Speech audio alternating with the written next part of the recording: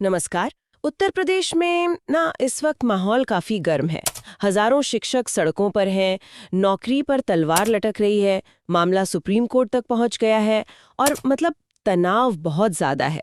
तो आज हम इसी बड़े और कह सकते हैं गंभीर मुद्दे की तह तक जाने की कोशिश करेंगे। हमारे पास एक काफी डिटेल्ड रिपोर्ट है।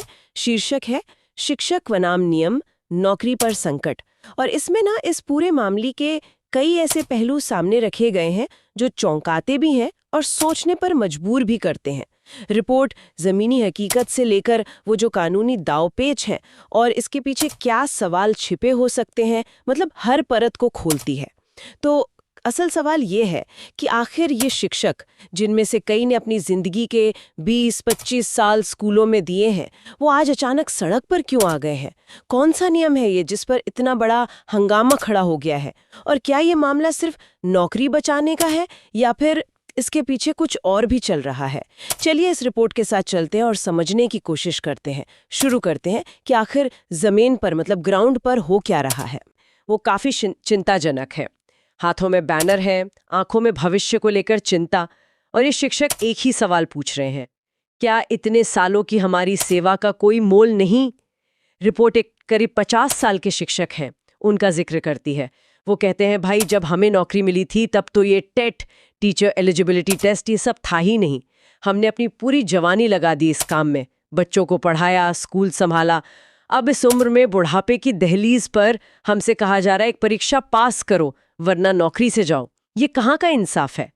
उनका ये भी कहना है कि अगर उनकी नौकरी गई तो ये आंदोलन सिर्फ शहरों तक नहीं रहेगा, ये गांव-गांव तक फैलेगा। ये सिर्फ एक चेतावनी नहीं है, इसमें उनकी हताशा, उनका गुस्सा साफ झलकता है। बिल्कुल। और रिपोर्ट ना इसी बुनियादी टकराव को, इसी टेंशन को बहुत साफ तौर पे सामने ला रही है। ये सिर्फ नौकरी का संकट नहीं है, ये एक गहरी बहस को भी छेड़ता है कि भाई ज्यादा महत्वपूर्ण क्या है, सालों का तजुर्बा, क्लासरूम में बिताया गया वक्त, या फिर एक स्टैंडर्डाइज्ड टेस्ट पास करने का सर्टिफिकेट। रिपोर्ट ये बताती है कि अक्सर ऐसे नियम, जैसे कि ये टीईटी है, वो लाए जाते हैं शिक्षा की गुणवत्ता में एकरूपता लाने के लिए, एक मिनिमम स्टैंडर्ड सेट करने के लिए। तर्क ये दिया जाता है कि इससे ये पक्का होगा कि हर टीचर के पास पढ़ाने के लिए जो जरूरी न्यूनतम योग्यता है वो है। लेकिन जैसा कि रिपोर्ट गहराई से दिखाती है, इसका दूसरा पहलू है, वो मानवीय पहलू। उन हजारों लोगों पर इसका क्या असर पड़ रहा है जो सालों से इसी सिस्टम का हिस्सा हैं और जिन्होंने मतलब बदलते नियमों के साथ खुद को ढाला भी है। ये नियम और अनुभव के बीच की एक, आप कह सकते हैं, क्लासिक कशमकश है। और अब ये कशमकश क्लासरूम और सड़कों से निकलकर देश की सबसे बड़ी अदालत सुप्रीम कोर्ट तक पहुंच गई है। रिपोर्ट के मुताबिक मामला पूरी तरह से कानूनी दांवपेच में फंसा हुआ है। उत्तर प्रदेश सरकार ने सुप्रीम कोर्ट में एक रिव्यू पिटिशन यानी पुनर्विचार याचिका दायर की है। रिपोर्ट में जिक्र है कि वकीलों ने कोर्ट में काफी जोरदार दलीलें दी हैं। उनकी मुख्य मांग यही है कि जो शिक्षक टेट लागू होने से पहले नियुक्त हुए थे, मतलब रिपोर्ट के हिसाब से शायद 2011 में जब शिक्षा का अधिकार कानून आरटीई एक्ट पूरी तरह से लागू हुआ, उससे पहले, तो उन शिक्षकों को इस नियम से छूट मिलनी चाहिए। उनका तर्क है कि कानून को पिछली तारीख से लागू करना, रेट्रोस्पेक्टिव एप्लीकेशन जिसे कहते हैं, वो ठीक नहीं है, न्याय संगत नहीं है। लेकिन जब तक सुप्रीम कोर्ट इस पर कोई आखिरी फैसला नहीं देता, तब तक तो अनिश्चितता बनी हुई है। हर दिन बस इंतजार में कट रहा है। और यही अनिश्चितता, जैसा रिपोर्ट में कई टीचर्स के बयानों से भी पता चलता है, यही तनाव का सबसे बड़ा कारण है। सुप्रीम कोर्ट का फैसला किसी भी तरफ जा सकता है। रिव्यू पिटीशन मानी भी जा सकती है, खारिज भी हो सकती है, दोनों बातें संभव हैं। और देखिए, कानूनी प्रक्रियाएं अक्सर लंबी होती हैं, जटिल होती हैं। इसमें कितना वक्त लगेगा कोई नहीं जानता। और इस बीच, जैसा रिपोर्ट आंकड़ों के साथ बता रही है, हजारों शिक्षकों और उनके परिवारों का भविष्य वो दांव पर लगा है। रिपोर्ट में एक वकील का बयान भी है। वो कहते हैं कि सिर्फ कानूनी धाराओं की लड़ाई नहीं रह गई है, अब ये उम्मीदों और आशंकाओं के बीच झूलती हजारों जिंदगियों की लड़ाई बन गई है।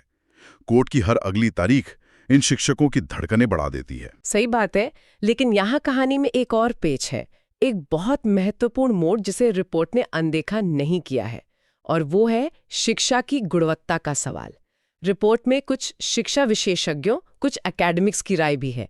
उनका मानना है, और ये तर्क भी अपनी जगह वजन रखता है, कि बिना टेट जैसे मिनिमम क्वालिफिकेशन टेस्ट पास किए अगर टीचर्स पढ़ाते रहेंगे तो कहीं ना कहीं बच्चों की शिक्षा की जो क्वालिटी है उस पर नेगेटिव असर पड़ सकता है। उनका तर्क है कि भी एक स्टैंडर्ड टेस्ट ये पक्का करता है कि टीचर को सब्जेक्ट की और पढ़ाने के तरीकों की, मतलब पेडागॉजी की बेसिक समझ है। तो यहाँ सवाल ये खड़ा होता है कि क्या ये लड़ाई सिर्फ कुछ हजार शिक्षकों की नौकरी बचाने की है, या इसका असर लाखों बच्चों के भविष्य पर भी पड़ सकता है। रिपोर्ट इस दुविधा को बहुत साफ तौर पर सामने रखती है। एक तरफ अनुभवी शिक्षकों की रोजी रोटी, दूसरी तरफ बच्चों की क्वालिटी एजुकेशन का अधिकार। ये वाकई एक क्लासिक पॉलिसी डिलेमा है। ऐसी दुविधा दुनिया भर में पॉलिसी मेकर्स के सामने आती है। एक तरफ आपके पास एक अनुभवी वर्कफोर्स है, उनका योगदान है, उनकी आजीविका है, सिस्टम में उनकी एक जगह है, और दूसरी तरफ आने वाली पीढ़ियों की शिक्षा का स्तर है, जिसे लगातार बेहतर बनाने की जिम्मेदारी भी सिस्टम की ही है, और इसके लिए नए मानक, नए नियम बनते हैं। रिपोर्ट यही बताती है कि इन दोनों ज़रूरतों के बीच, मतलब मौजूदा वर्कफोर्स के हितों की रक्षा करना और भविष्य के लिए क्वालिटी सुनिश्चित करना, इनके बीच संतुलन साधना हमेशा एक बहुत बड़ी चुनौती होती है। अक्सर ऐसा होता है कि एक को साधने में दूसरा पहलू कहीं पीछे छूट जाता है। रिपोर्ट इसी टकराव को दिखाती है।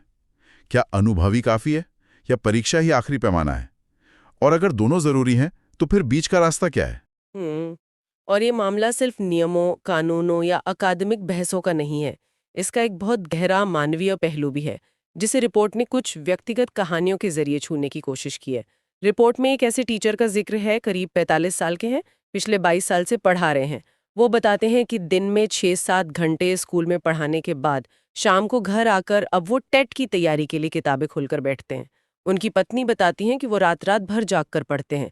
जिस उम्र में आराम करना चाहिए, उस उम्र में वो एक नई परीक्षा का स्ट्रेस झेल रहे हैं, और इसका असर सिर्फ उनकी सेहत पर नहीं पड़ रहा, वो अपने परिवार को, अपने बच्चों को भी टाइम नहीं दे पा रहे।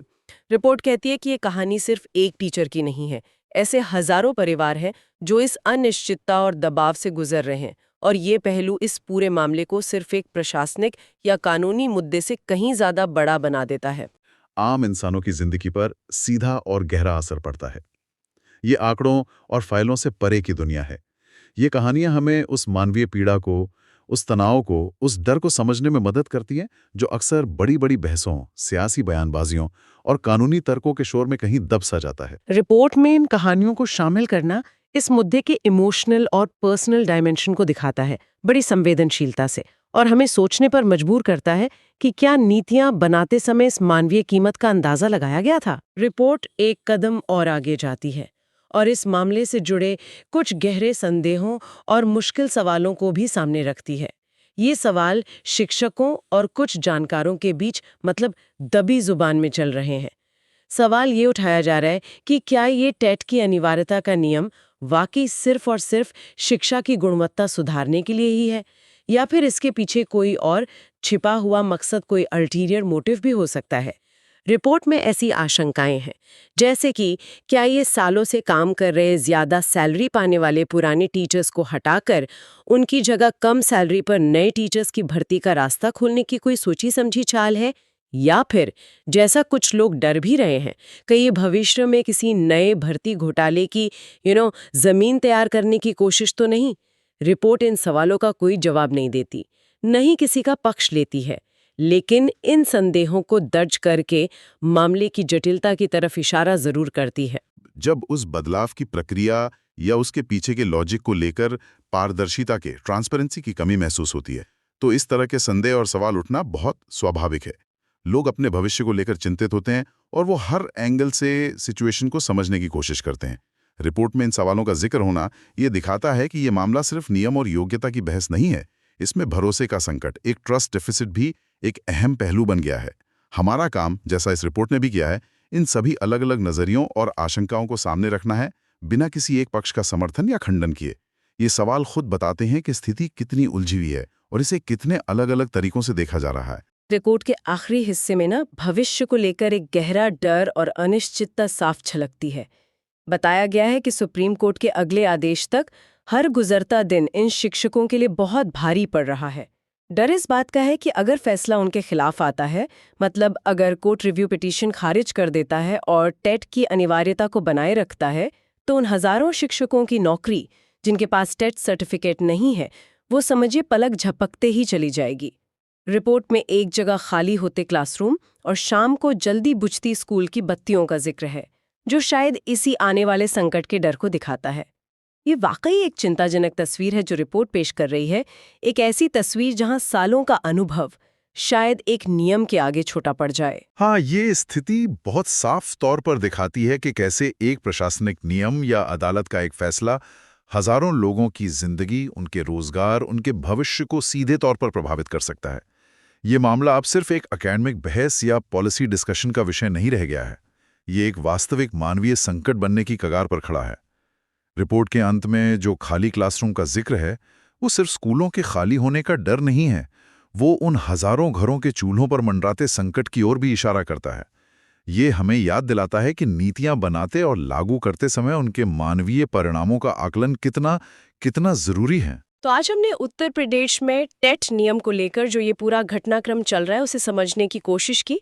हमने शिक्षकों के विरोध के कारण देखे, उनकी चिंताएं समझी, मामले की कानूनी पेचीदगियां जानी, गुणवत्ता बनाम अनुभव की मुश्किल बहस पर बात की और सबसे जरूरी इस पूरे मामले के मानवीय पहलू पर नजर डाली। ये सब हमने उपलब्ध रिपोर्ट शिक्षक बनाम नियम नौकरी पर संकट के आधार पर किया और ये बिल्कुल साफ है कि ये एक बहुत बहुस्तरीय, संवेदनशील और जटिल मुद्दा है जिसके कई पहलू हैं और कोई आसान जवाब नहीं दिखता। इस पूरी चर्चा से जो एक मुख्य बात या कह सकते हैं कि एक सबक निकल कर आता है, वो ये है कि पॉलिसी मेकिंग की प्रक्रिया में अक्सर जो स्थापित सिस्टम होते हैं, जो लोग उसमें काम कर रहे होते हैं, उनके अनुभव और भविष्य के लिए जो नए मानक तय किए जाते हैं, उनके बीच एक गहरा टकराव देखने को मिलता है। यहाँ सवाल सिर्फ योग्यता का नहीं है, या ये नहीं कि टेट सही है या गलत। रिपोर्ट ने जो बड़े सवाल उठाए हैं वो ज्यादा गहरे हैं। अनुभव को कितना वजन दिया जाए? क्या परीक्षा ही गुणवत्ता का एकमात्र पैमाना है? बदलाव को कैसे लागू किया जाए ताकि उसका मानवीय असर कम से कम हो? और क्या नियम बनाते समय उसके पीछे के असली इरादों को लेकर पूरी पारदर्शिता थी?